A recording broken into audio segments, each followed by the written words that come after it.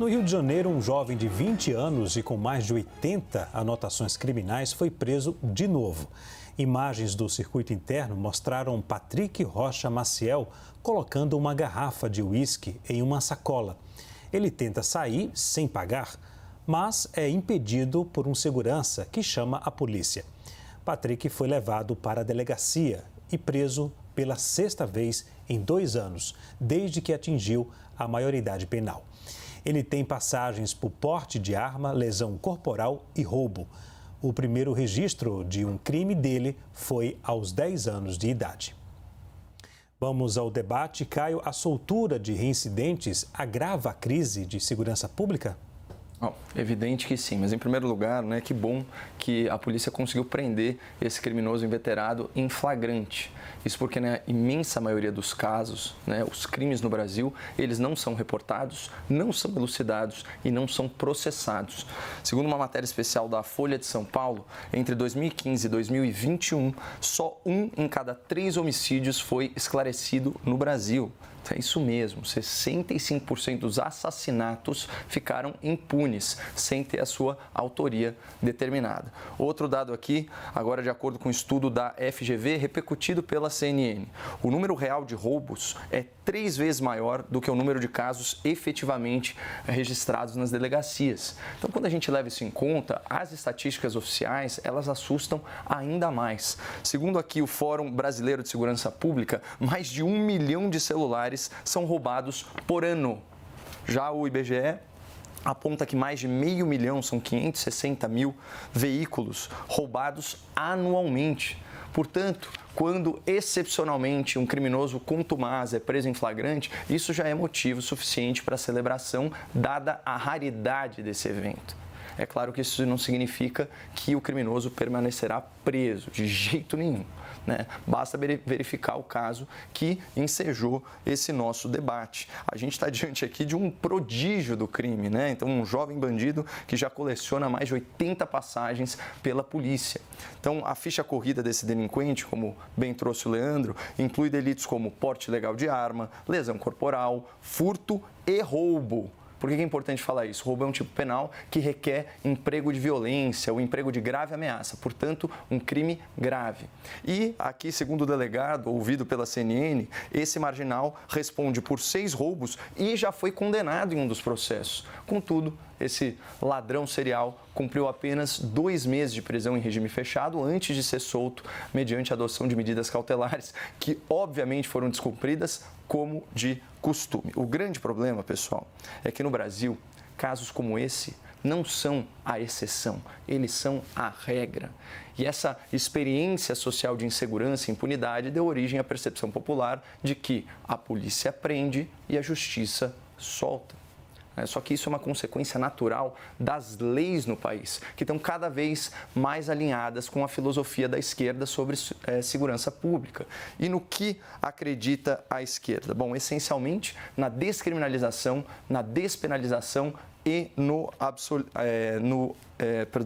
abolicionismo penal. A esquerda acredita na ineficácia da prisão, né, como forma de combate ao crime. A esquerda acredita na ressocialização como principal objetivo da pena. A esquerda acredita no esvaziamento dos presídios por meio de sanções cada vez mais brandas. E a esquerda cultiva a visão de que o criminoso é, na verdade, uma vítima do seu meio social e não uma pessoa com discernimento e livre-arbítrio para fazer suas próprias escolhas e responder por elas. A consequência dessa, vamos chamar assim, ideologia penal ao longo de décadas é um arcabouço jurídico que cria impunidade e segurança. E aqui eu queria citar alguns exemplos que explicam por que criminosos seriais são soltos diariamente.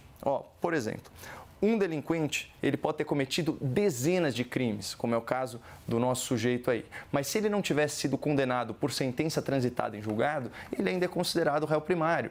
E assim ele se torna titular de vários benefícios penais, mesmo praticando crimes reiteradamente. Então, outro exemplo, se o criminoso for pego por tráfico privilegiado, furto simples, receptação, porte ilegal de armas, bom, aí esquece, a pena máxima é inferior a 4 anos, o regime inicial tem que ser aberto, não cabe prisão preventiva e o flagrante vai ser relaxado. Em outros casos, se o juiz da audiência de custódia entende que crimes hediondos, como o tráfico, e violentos, como o roubo, têm circunstâncias atenuantes, né, como, por exemplo, a subtração de um celular, que é considerado um bem de pequeno valor, ele também tende a relaxar a prisão. E é assim que esses criminosos perigosos voltam às ruas. É uma política de desencarceramento que começa no Congresso, passa pelo governo e desemboca lá no STF. Zé, podemos dizer que a impunidade é o cerne da crise de segurança pública no Brasil? Para evitar uma ideologização desnecessária, eu não vou falar de esquerda ou de direita, eu vou falar de Estado Democrático de Direito. Quem defende o Estado Democrático de Direito defende contraditório, ampla defesa, sentença e culpabilidade após a sentença, nos termos daquilo que a lei determina. Claro? Nós temos uma mentalidade hoje autoritária que é o seguinte: juiz bom é o juiz que prende, juiz mau é o juiz que solta. Quando, na verdade, o juiz mau pode ser o que prende, quando ele prende em desconformidade com a lei, criando, conspirando com o promotor, etc. e tal. E o juiz bom pode ser aquele que solta diante das evidências da não prática de crime. Então, superada essa premissa, vamos analisar este caso que estamos vendo como exemplo. Fala-se em 80 anotações criminais. Quantos processos criminais foram abertos com base nessas 80 anotações? Eu não tenho informação. Foram descumpridas medidas cautelares? O Caio disse que foram. Eu não vi nada na matéria e nem tive condições de apreciar concretamente o caso. Terceiro, ele foi condenado alguma vez para que pudesse perder a culpa, nem que fosse em primeira instância? A matéria fala, uma condenação, não sei se existem outras. Então, a reincidência, eu não sei se há. Ou seja, poderia ter sido dada uma prisão preventiva anteriormente? Eu tenho que olhar o processo. A pior coisa que existe no mundo civilizado é o pré-julgamento. O pré-julgamento, ele é terrível. Aliás, nós sentimos isso na pele, sabe quando? Quando um parente nosso é preso, eu falo, nossa, mas ele não cometeu o crime.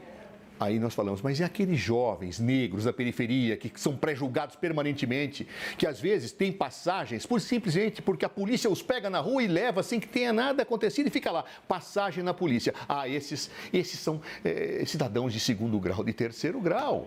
Ou mais, muitas vezes nós temos a defesa ferrenha do contraditório e da ampla defesa quando são pessoas que são vinculadas a nós, nossos amigos, pessoas vinculadas à nossa ideologia. Aí nós falamos de contraditório, ampla defesa, mas com pobres, negros, da periferia, isso não se coloca. Essa matéria não diz nada. Ela fala que ele teve 80 passagens. Realmente não é um bom currículo. Agora, é caso de reincidência? Foi dado corretamente, efetivamente, uma situação preventiva agora? Parece que foi, porque foi pego em flagrante e tinha outras situações anteriores. Agora, anteriormente, teria que ter sido dada uma preventiva? Não existem pressupostos legais para se dar uma preventiva? Estavam presentes? O processo não está na nossa mesa.